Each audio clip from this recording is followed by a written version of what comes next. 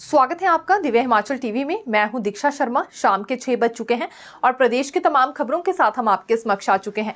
कई latest updates आज इस बुलेटिन में हम आपके साथ साझा करने जा रहे हैं। खासतौर पर बात कैबिनेट बैठक की करेंगे, 22 अक्टूबर को बुलाई जाएगी और इसी बीच कई वर्ग काफी उम्मीदें लगाकर बैठे हैं। खासतौर पर उन कर्मचारियों की बात करें जिनका कॉन्ट्रैक्ट पीरियड पूरा हो गया है या खत्म होने जा रहा है, लेकिन रेगुलराइजेशन ऑर्डर्स को लेकर काफी ज्यादा परेशान है।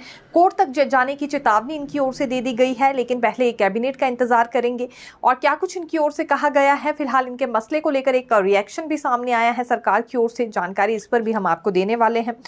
दूसरी बड़ी बात 1500 रुपए को लेकर करेंगे। कुछ महिलाएं जिन्होंने कुछ समय पहले ही आवेदन किए थे लेकिन अब इंतजार कर रही हैं कि कब उन्हें 1500 रुपए लगेंगे, क्योंकि ये पूरी तरह से खुद को पात्र भी बता रही हैं, लेकिन तारीख अब क्यों बदलने वाली है इनके 1500 रुपए मिलने के लिए, ये जानकारी भी बारीकी से हम आपके साथ साझा करने वाले हैं।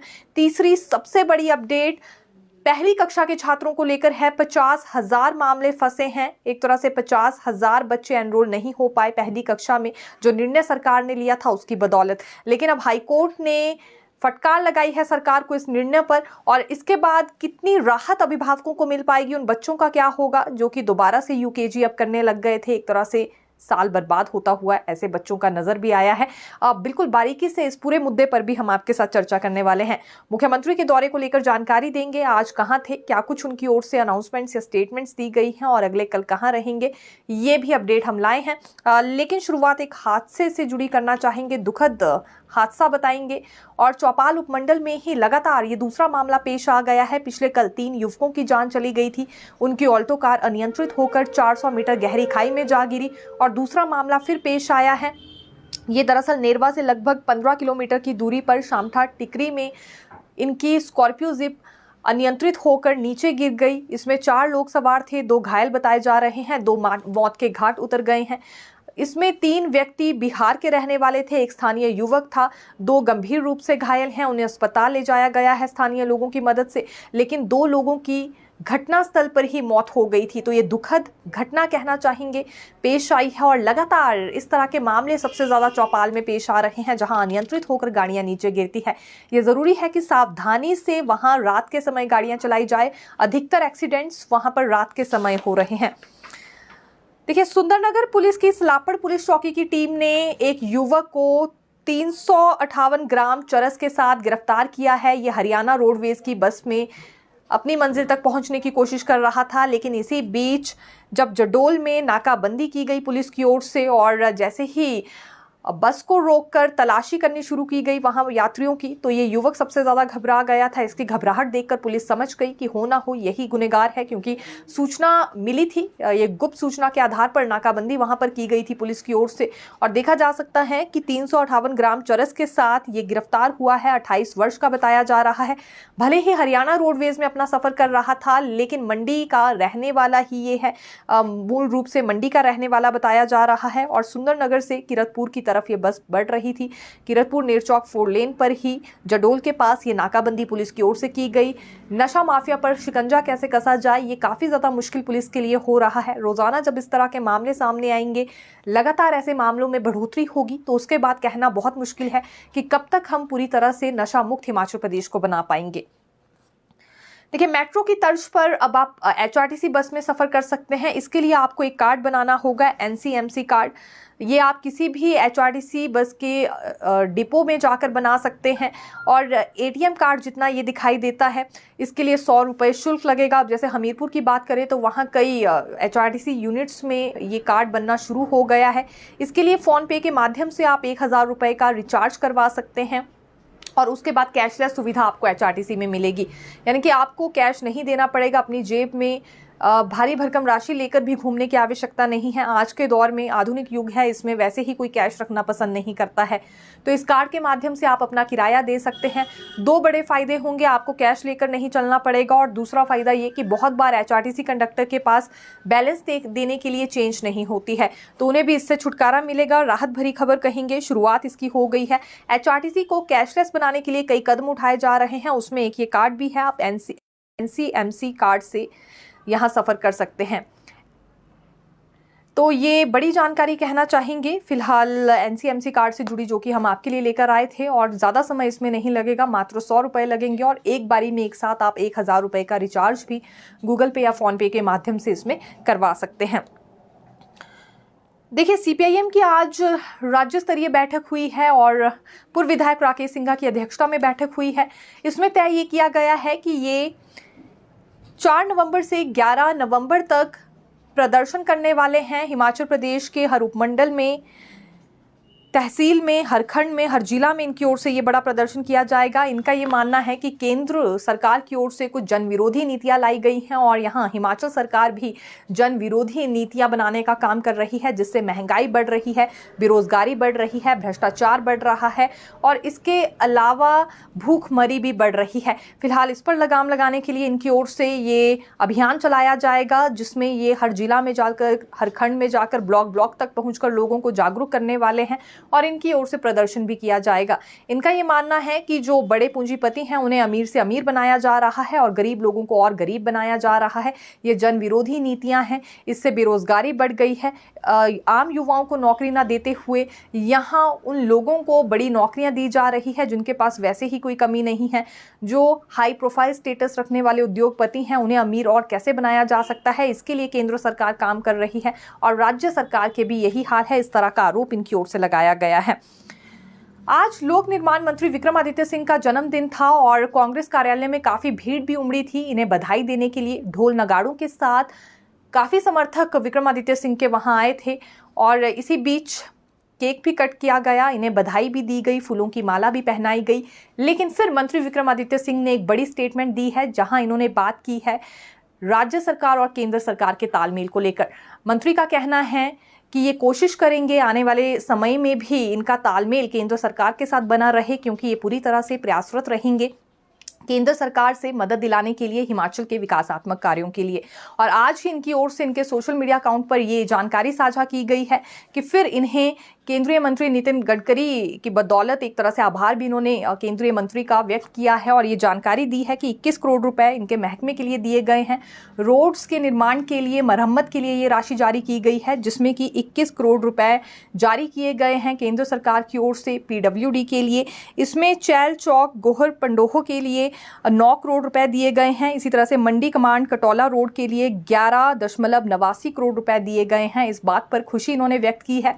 आज जब मीडिया को स्टेटमेंट दे रहे थे तो यही इनका कहना था कि ये राज्य सरकार और केंद्र सरकार के बीच तालमेल बना रहना बहुत ज़रूरी है। हिमाचल के विकासात्मक कार्यों के लिए ये ज़रूरी है, इसलिए इनकी ओर से आगे भी यही प्रयास रहेगा कि तालमेल और कैसे मजबूत किया जाए और कैसे यहाँ के विकासात्मक कार्यों के लिए राशि केंद्र सरकार की ओर से लाई जाए। इनकी सहायता आने वाले समय में भी ली जाएगी ताकि यहाँ के विकास पर कोई असर ना पड़े। और एक उदाहरण के तौर पर जानकारी देते हुए इन्होंने ये भी कहा कि 2002 में जब स्वर्गीय वीरभद्र सिंह जी की सरकार थी हिमाचल प्रदेश में, तो उस वक्त केंद्र में भाजपा की ही सरकार थी, एनडीए की सरकार थी और अटल बिहारी वाजपेयी जी ने एक बात कही थी कि भले ही वीरभद्र सिंह जी की विचारधारा उनकी पार्टी से अलग है, लेकिन वो उनके घनिष्ठ मित्र हैं। और उसी वक्त 500 करोड़ रुपए भी हिमाचल प्रदेश के लिए जारी किए गए थे, जो कि हिमाचल के विकास के लिए ही इस्तेमाल हुए थे। तो ये भी अपने पिता के बिल्कुल कदमों पर चलने वाले हैं और ये भी तालमेल में कोई कमी नहीं आने देंगे, क्योंकि सीधा सा असर उसका विकासात्मक कार्यों पर दिखता है और यहाँ के विकास को रुकने नहीं देंगे। इसके लिए ये प्रयासरत रहेंगे केंद्र से मदद लाने के लिए। ये आज मंत्री विक्रमादित्य सिंह ने कहा है। खैर, चर्चाओं में हर बार इसलिए आ जाते हैं क्योंकि एक और मुख्यमंत्री सुखविंदर सिंह सुक्खू और अन्य मंत्री दावा करते हुए नजर आते हैं कि केंद्र से कोई मदद नहीं दी जा रही है, कोई राशि जारी नहीं की जा रही है, किसी महकमे के लिए राशि जारी नहीं हो रही है। और ये भी बार बार बयां की जाती है बात मुख्यमंत्री की ओर से कि प्रभावितों के लिए भी कोई राशि जारी नहीं की गई है। प्राकृतिक आपदा आती है लेकिन उस वक्त भी हिमाचल प्रदेश के साथ राजनीति की जाती है। दूसरी ओर मंत्री विक्रमादित्य सिंह आभार व्यक्त करते हुए केंद्र सरकार का नजर आ रहे हैं कुछ दिनों से और आज भी केंद्रीय मंत्री नितिन गडकरी का इन्होंने आभार व्यक्त किया है और तहे दिल से खुशी भी जाहिर की है। साथ ही साथ ये भी कहा कि खुले दिल से नितिन गडकरी हिमाचल प्रदेश के विकासात्मक कार्यों के लिए राशि दे रहे हैं। कुलपति नियुक्ति पर विवाद हो गया है। राज्यपाल श्री प्रताप शुक्ल की ओर से एक बड़ा रिएक्शन सामने आया है। देखिए, इससे पहले जब विधानसभा का मॉनसून सत्र बुलाया गया था तो उसमें एक विधेयक पारित किया गया था नौणी विश्वविद्यालय और पालमपुर विश्वविद्यालय की कुलपति नियुक्ति पर, जिसमें ये स्पष्ट तौर पर बात कह दी गई थी कि सरकार की सलाह और सहायता से ही ये कुलपति की नियुक्ति होगी। हालांकि उस वक्त विपक्षी दल ने विरोध जताया था और ये भी कहा था कि ये राज्यपाल की शक्तियों का हनन है जो कि किया जा रहा है सरकार की ओर से। लेकिन मेजॉरिटी क्योंकि सरकार के साथ थी तो ध्वनिमत के साथ इसे पारित कर दिया गया था। लेकिन अब इस पर राज्यपाल श्री प्रताप शुक्ल का ये कहना है, जब मीडिया ने उनसे सवाल किया कि क्या उनकी शक्तियां कम की गई हैं इस विधेयक के जरिए, तो राज्यपाल का ये कहना था कि ये बिल्कुल भी उचित नहीं है जो सरकार करने जा रही है। और सरकार का ये कहना कि इन विश्वविद्यालयों के लिए सरकार पैसा दे रही है, तो ये बहुत ही गलत स्टेटमेंट है। क्योंकि अगर सरकार पैसा दे रही है तो उसका कर्तव्य है, बजाय यहाँ जो एक तरह से सार्वजनिक संपत्तियां हैं उस पर कुर्बानी देनी चाहिए, बजाय कि उसे हड़पने के। ये भी उनकी ओर से बात कह दी गई है। और दूसरी बात ये भी कही गई है कि जो विश्वविद्यालय है ये कोई प्राइवेट संपत्ति तो है नहीं, ये सार्वजनिक संपत्ति है। तो उसी तरह से सरकार को पेश आना चाहिए, उन्हें अपनी स्टेटमेंट पर गौर करना चाहिए। जो उन्होंने बात कही है कि सरकार पैसा दे रही है इसलिए सरकार की सलाह या सहायता से ही कुलपति की नियुक्ति भी होनी चाहिए। खैर, ये बात क्योंकि राज्यपाल श्री प्रताप शुक्ल को भी पसंद नहीं आई है और यहाँ नसीहत भी उन्होंने सरकार को दी है कि सार्वजनिक संपत्ति के हित के लिए ज़रूरी है कुर्बानी दी जाए, उसे हड़पने की बात सरकार को नहीं करनी चाहिए, ये कहकर कि सरकार उसके लिए राशि जारी कर रही है। अभी उनके पास ये बिल पहुंचा नहीं है, जब पहुंचेगा तो फिर ये देखेंगे। ये भी राज्यपाल श्री प्रताप शुक्ल ने आज बड़ी स्टेटमेंट दी है। HRTC ने एक दफ़ा फिर यहाँ ढुलाई का किराया बदल दिया है। पिछले कल इनकी ओर से ये नोटिस जारी किया गया था कि नई दरें तय की गई हैं ढुलाई के किराए के लिए और यहाँ किलो के हिसाब से किराए का रेट रखा गया था, जिसमें कि आधा किराया पूरा किराया देने की भी बात हो रही थी किलो के हिसाब से। लेकिन सोशल मीडिया पर किरकिरी होने के बाद फैसला HRTC ने अपना बदल दिया है। नए सिरे से आज इन्होंने जानकारी उपलब्ध करवाते हुए ये कहा है कि मान लीजिए त्योहारी सीज़न में अगर 5 किलो तक का सामान भी आपको भेजना है और बिना यात्री के वो सामान जा रहा है तो वो बिल्कुल निःशुल्क होगा, उस पर कोई भी किराया नहीं लिया जाएगा। HRTC का मकसद है कि त्योहारी सीज़न में ज़्यादा से ज़्यादा लोग HRTC की बसेस में सफ़र करें और इसके लिए छूट भी दी जा रही है। 5 किलो तक का सामान बिना यात्री के जाएगा, वो भी निःशुल्क। हालांकि एक बात का ध्यान ज़रूर रखना होगा कि ये माफ़ी चाहेंगे, दरअसल 5 किलो नहीं, यहाँ 30 किलो की बात हुई है। अगर बिना यात्री के 5 किलो तक का सामान जा रहा है तो उसके लिए 1/4 किराया सिर्फ देना होगा। लेकिन दूसरी बात ये है कि अगर 30 किलो तक का सामान भेजना है और यात्री उसमें खुद जा रहा है साथ में, तो यहाँ बिल्कुल मुफ्त में सामान ले जाया जा सकता है। यात्री अपने साथ 2 बैग और 30 किलो तक का सामान ले जा सकता है और इसके लिए कोई भी किराया नहीं लिया जाएगा। 5 किलो तक का सामान अगर आप भेज रहे हैं और बिना यात्री के ये सामान जा रहा है तो इसमें 1/4 किराया लिया जाएगा। लेकिन अगर 5 किलो से कम का सामान है, मान लीजिए जैसे 4 किलो, 3 किलो, 2 किलो या 1 किलो ही है, तो फिर उसे निःशुल्क भी भेजा जा सकता है। यानी कि 5 किलो या 5 किलो से ज़्यादा का सामान भेज रहे हैं तो किराया उस हिसाब से आपको देना होगा। हालांकि इससे पहले की देखिए जो व्यवस्था की गई थी उसमें ये बात कही गई थी कि 1 या 2 किलो का भी अगर सामान भेजना है और बिना यात्री के जा रहा है तो किराया लेने की बात हो रही थी। लेकिन अब अगर आपको 5 किलो तक या उससे ज़्यादा अधिक किलो का सामान भेजना है तो ही 1/4 हिस्सा यहाँ पर किराए का देना होगा। ये बात स्पष्ट रूप से यहाँ पर कह दी गई है। इसके अलावा अगर आप साथ में हैं और 30 किलो तक का सामान भी है तो मुफ्त ले जाने पर यहाँ सुविधा दी जा रही है। ये पिछले कल ही हुआ, पिछले कल देर रात को इनकी ओर से दोबारा ये जानकारी उपलब्ध करवाई गई है। हालांकि इससे पहले देखिए जो दिन में दी गई थी उसके बाद काफ़ी ज़्यादा सोशल मीडिया पर बवाल मच गया था, क्योंकि उसमें हिसाब से किराया लिया जा रहा था। और तो और अगर 1 किलो से लेकर 5 किलो तक भी सामान ले जाना है और यात्री भी साथ में है तो उसके लिए भी 1/4 हिस्सा यहाँ पर किराए का मांगा जा रहा था। लेकिन अब अगर 5 किलो तक ही सामान ले जाना है तो और बिना यात्री के सामान जा रहा है तो ही महज आपको यहाँ किराया देना होगा। मुख्यमंत्री सुखविंदर सिंह सुक्खू आज और कल कहां होंगे ये भी जानकारी देते हैं, क्योंकि आज जोगिंदरनगर में थे, जहां इनकी ओर से कुछ परियोजनाओं का शिलान्यास और उद्घाटन किया गया है। और इसी बीच दो बड़ी बातें भी इन्होंने कही है। सबसे पहली बात शानन प्रोजेक्ट को लेकर कहे गए कि इसे वापस लेने के लिए ये मजबूती से पैरवी अदालत में करने वाले हैं। और दूसरी बात कि सब्सिडी का युक्तिकरण किया गया, लेकिन आम लोगों की जेबों पर कोई भी बोझ नहीं डाला जा रहा है सरकार की ओर से। कुछ बच्चियों को भी आज इन्होंने वहाँ पर सम्मानित किया था। आज ये जोगिंदरनगर चले गए थे और अगर 18 अक्टूबर की बात करें तो जोगिंदरनगर से ये भुंतर एयरपोर्ट जाएंगे। कुल्लू के दशहरे में भी बिल्कुल मुख्य अतिथि के तौर पर शिरकत करने वाले हैं और साथ ही साथ कुल्लू में कुछ बड़ी परियोजनाओं का शिलान्यास और उद्घाटन भी करेंगे। ठीक अगले दिन 19 तारीख को ये कुल्लू के अंतर्राष्ट्रीय दशहरे का समापन करेंगे और फिर हमीरपुर के लिए वहां से रवाना होने वाले हैं। यानी कि 19 को ये हमीरपुर में होंगे अगर रात्रि ठहराव की भी बात करें, और 20 को फिर इनका शिमला आने का कार्यक्रम है। आज जो कुछ इन्होंने कहा उससे जुड़ी जानकारी हमने आपको दी है। देखिए, आपको ये जानकर बेहद हैरानी होने वाली है कि पहली कक्षा में ऐसे बच्चे जो एनरोल नहीं हो पाए अपनी एज लिमिट के चलते, उन्हें वापस से यूकेजी करने के लिए कहा गया। और ये संख्या कम नहीं है, 50,000 के करीब संख्या बताई जा रही है। दरअसल जिस वकील की ओर से याचिका दायर की गई थी उन्होंने ये जानकारी दी है, क्योंकि अब हाईकोर्ट ने बड़ी फटकार सरकार को लगाई है इस निर्णय पर कि 6 साल के बच्चे की ही एडमिशन पहली कक्षा में होगी। इस निर्णय को बदलने के लिए भी कहा गया है और अब 5 साल या 5.5 साल के बच्चे की एडमिशन भी पहली कक्षा में हो सकती है। हालांकि 6 महीने की छूट पहले ही सरकार ने दे दी थी, लेकिन फिर भी इसमें कुछ केसेस पेंडिंग रह रहे थे। और कुल मिलाकर निजी या सरकारी स्कूलों को लेकर जानकारी दे तो पहली कक्षा में एनरोल होने से 50,000 केस फंस गए।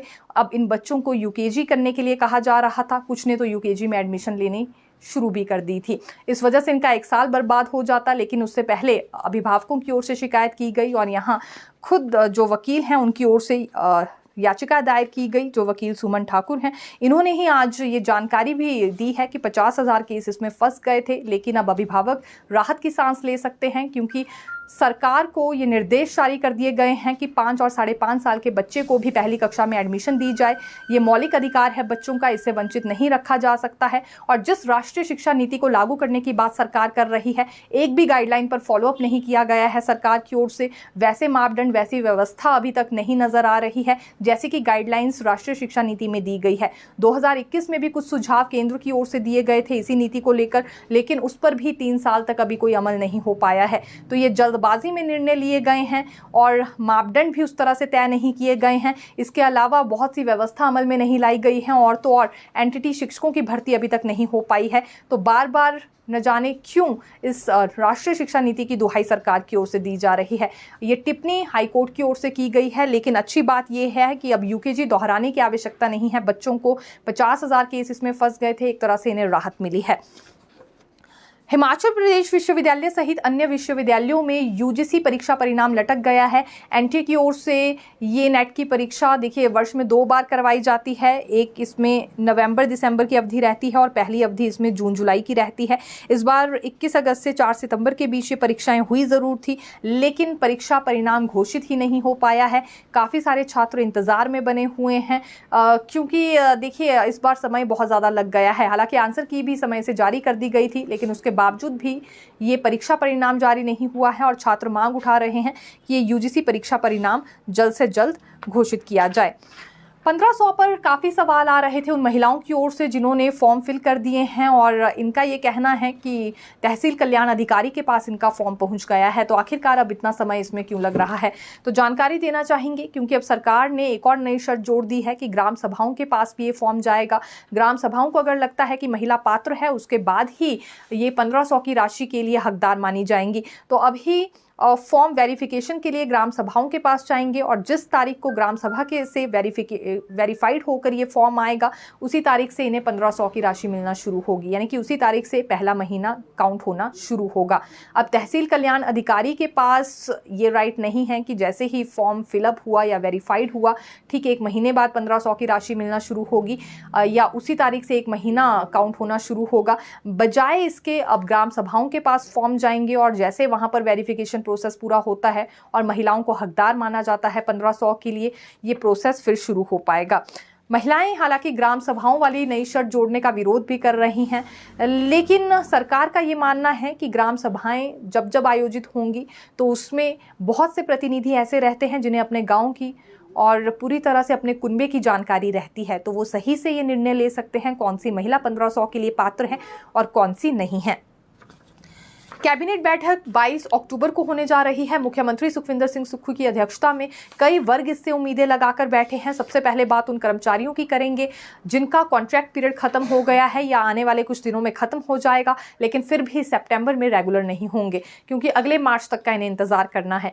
अब नए सिरे से इन्होंने अपनी बात कहते हुए ये चेतावनी दे दी है कि ये 22 अक्टूबर तक का वेट करेंगे। अगर मांग पर गौर होता है तो अच्छी बात है और नहीं होता है तो ऐसे में कोर्ट का दरवाजा खटखटाएंगे। दरअसल मांग इनकी ये है कि या तो पहले की तरह व्यवस्था कर दी जाए, सितंबर में भी इन्हें रेगुलर किया जाए, ऐसा नहीं हो सकता है तो एक मुश्त छूट इन्हें दी जाए। वन टाइम रिलैक्सेशन के तहत ये मांग उठा रहे हैं क्योंकि ये उस वक्त भर्ती हुए थे जब ऐसा कोई प्रावधान नहीं किया गया था, ऐसी कोई व्यवस्था नहीं बदली गई थी, तो इनके साथ ये धोखा है। इसलिए इन्हें वन टाइम रिलैक्सेशन इस बार दे दी जाए। इसके बाद फिर ये व्यवस्था सरकार लागू रखना चाहती है तो सरकार की मर्जी होगी, लेकिन इस कैबिनेट में अगर इनके मसले पर चर्चा नहीं होती है, सरकार अपना फैसला वापस नहीं लेती है या वन टाइम रिलैक्सेशन इन्हें नहीं दी जाती है तो कोर्ट का ये दरवाज़ा खटखटाएंगे। और दूसरी बात ये है कि अभी जो अंशकालीन जलवाहक है स्कूलों में अपनी ड्यूटी दे रहे हैं, ये भी रेगुलर पॉलिसी का इंतजार कर रहे हैं। अब अगर 22 अक्टूबर को कैबिनेट की तो देखिए इसमें सर्च कमेटी की बैठक जरूर टल सकती है। हिमाचल प्रदेश विश्वविद्यालय में कुलपति की नियुक्ति को लेकर चंडीगढ़ में ये बैठक होने जा रही थी, लेकिन अगर कैबिनेट बैठक अब 22 अक्टूबर को है तो ये कुलपति की नियुक्ति को लेकर मीटिंग टल सकती है, इस तरह की संभावना बनी हुई है। तो फिर मिलेंगे नई खबर के साथ, देखते रहिए दिव्य हिमाचल टीवी। धन्यवाद।